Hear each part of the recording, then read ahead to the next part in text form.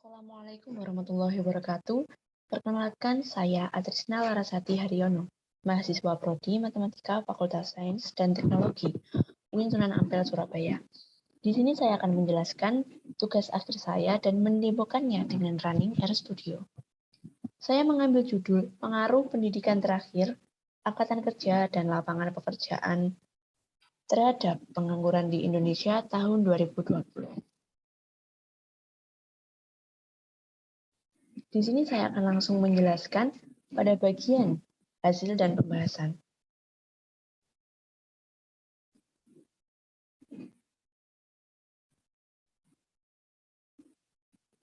Yang pertama yaitu statistika deskriptif. Dalam metode analisis deskriptif data, yang digunakan adalah data seluruh provinsi di Indonesia.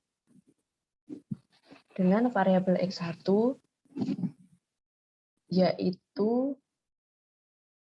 pendidikan terakhir, variabel X2, angkatan kerja, variabel X3, lapangan pekerjaan, dan variabel Y, pengangguran. Statistika deskriptif. Untuk mencari statistika deskriptif pada RStudio, maka kita perlu memasukkan library PSYGH, summary dataku, SD dataku, Y, SD dataku X1, dan selanjutnya.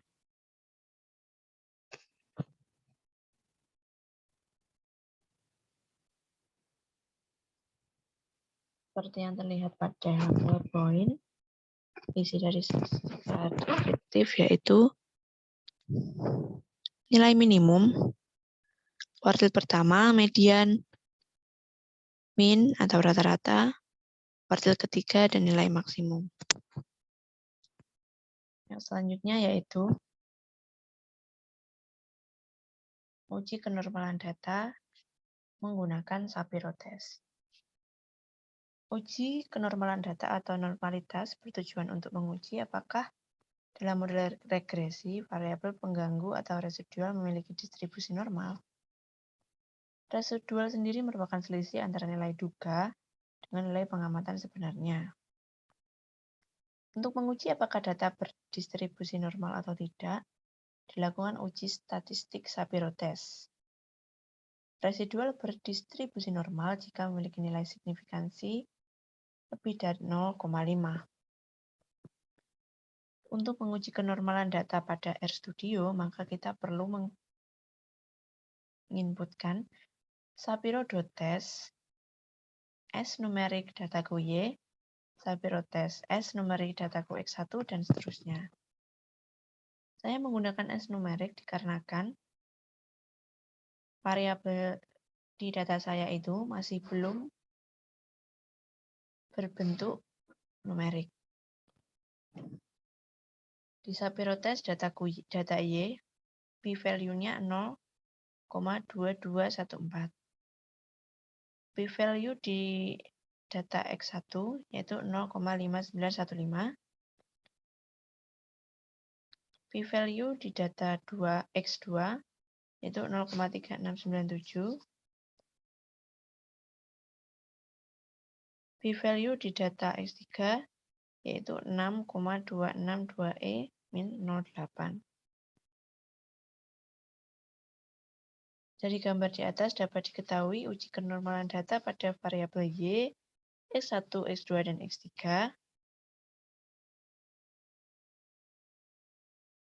dengan nilai p-value tersebut kurang dari alfa sama dengan 0,05 sehingga H0 diterima dan diasumsikan berdistribusi normal. Selanjutnya analisis korelasi. Analisis korelasi adalah alat statistik yang dapat digunakan untuk mengetahui derajat hubungan linear antara satu variabel dengan variabel yang lain. Umumnya analisis korelasi digunakan dalam hubungan dengan analisis regresi untuk mengukur ketepatan garis regresi dalam menjelaskan variasi nilai variabel independen. Pada baris data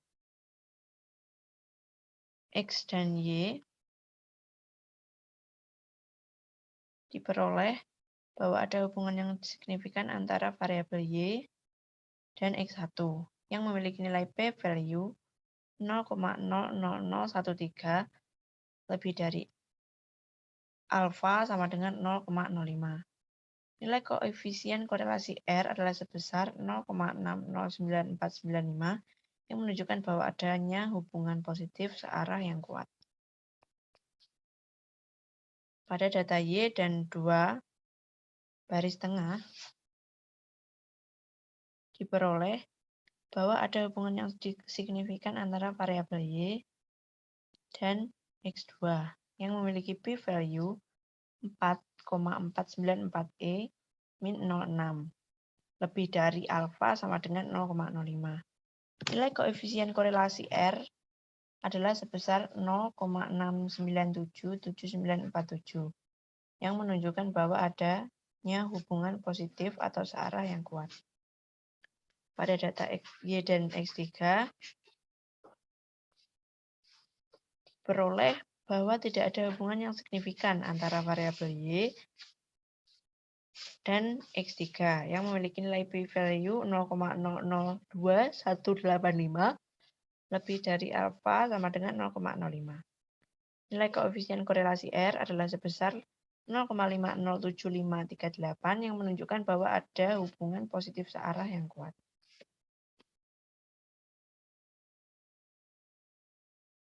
Selanjutnya, analisis regresi berganda. Analisis regresi berganda digunakan untuk mengukur kekuatan hubungan antara satu variabel independen dengan variabel dependen, dengan variabel independen X dan dependen Y.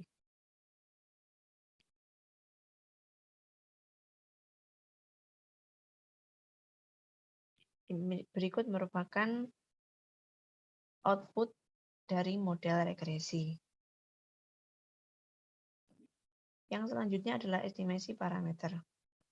Estimasi parameter adalah pendugaan karakteristik parameter dengan menggunakan karakteristik statistik. Dari gambar berikut, kita bisa menyimpulkan estimasi parameter sebesar 1,30030. X1 adalah variabel bebas yang memiliki nilai estimasi parameter sebesar min 0,03001. Dan X2 memiliki nilai parameter sebesar 0,14061 dan X3 memiliki estimasi parameter sebesar 0,13894. Yang selanjutnya signifikansi parameter.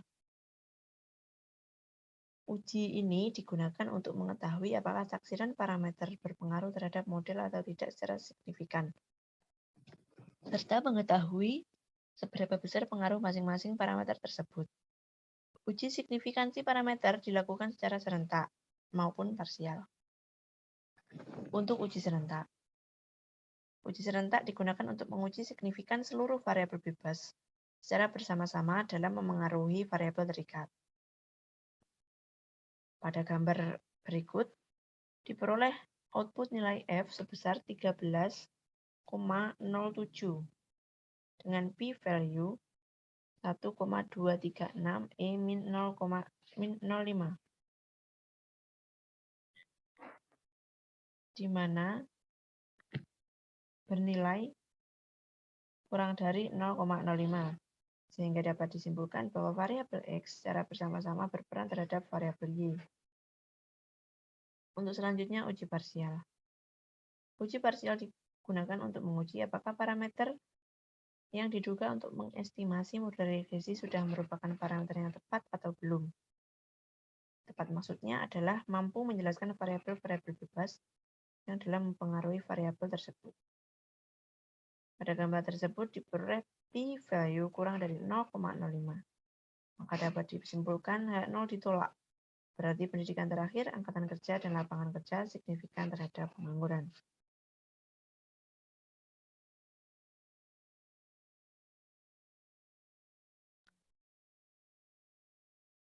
Untuk selanjutnya, yaitu koefisien determinan. Koefisien determinan pada regresi linear sering diartikan sebagai berapa besar kemampuan semua variabel bebas dalam menjelaskan varian. dari variabel terikatnya.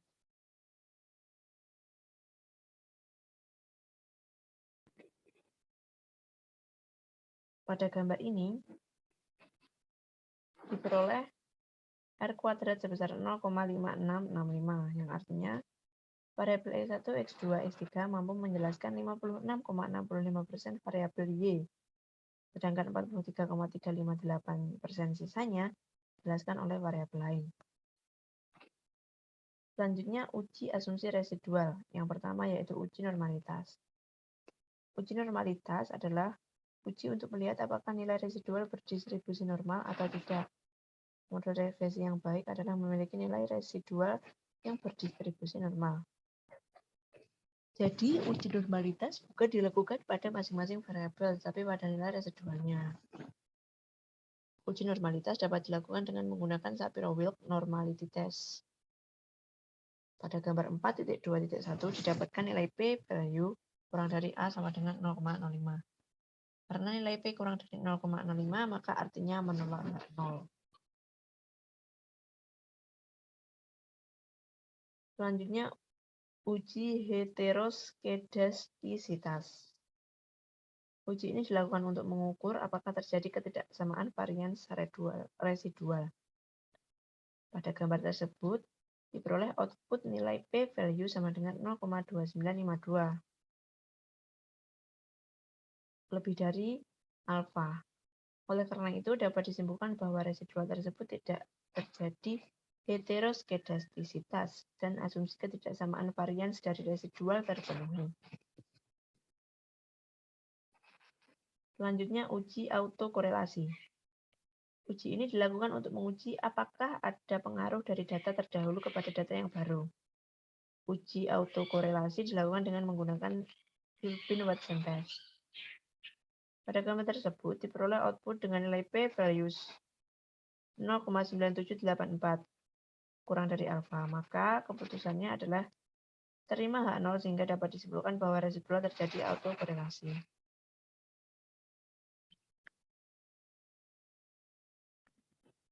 Demikian yang bisa saya jelaskan pada video kali ini.